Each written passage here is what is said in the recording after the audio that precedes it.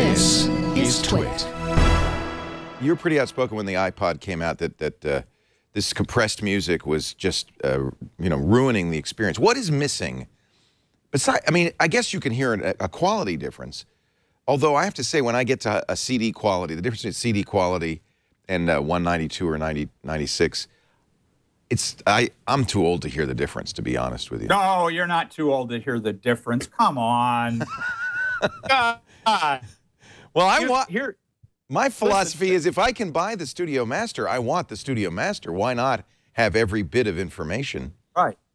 Well, I'll tell you what. I can hear the difference between a 192 and a CD and an MP3 because I love music and I like to listen to all the music. I like to listen to everything on the records, but and feel it. Feel it. That's the important thing, is feeling the music. And the more you get, the more you feel. It's just the way it is. Now, it's just real. It's the truth. When it's what we made in the studio because we loved it, and now we want other people to have it. I love that. Yeah, I mean, it's very simple. If you can't hear it, then keep the MP3. You're set for life. You probably have 5,000 tracks. Good on you.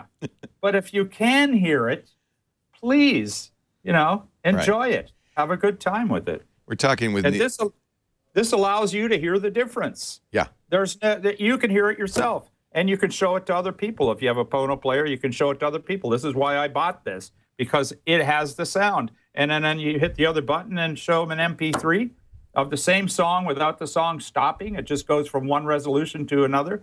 There's no way you can't hear the difference. I don't care who you are. If you can't hear the difference, it's not a personal test of the person. It's just that there's a difference. These A/B tests, that people get an A/B test and they think, wow, I'm on the spot. Am I an audiophile? Do I know what I'm listening to? Right. That's not the idea. The idea is, you listen to all the different resolutions and which one feels the best. It's always the 192. When I did 100 videos, and some of them are up on the phonomusic.com site, they're around. All these videos with different artists, from Elton John to to Sting, to Springsteen, to Norah Jones, to Eddie Vedder, to all of these musicians up and down, Ben Harper, all these people. They all heard the difference. Every one of them went to 192 and stayed there and said, "This is it."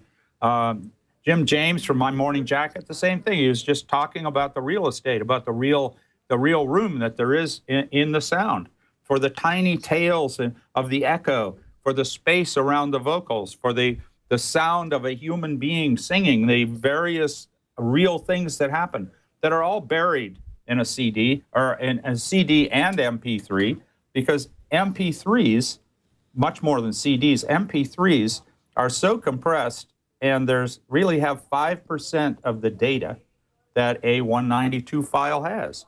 So when you either have 100% of the master or 5% of the master, do the math. One's going to sound a lot better than the other. I mean, I don't care who you are. And whether you can hear, how old you are, it doesn't make any difference. Look at me. I've been the captain of a destroyer for 50 years, and I can hear the difference. It's no problem. It's no problem for me to hear it. It's just there.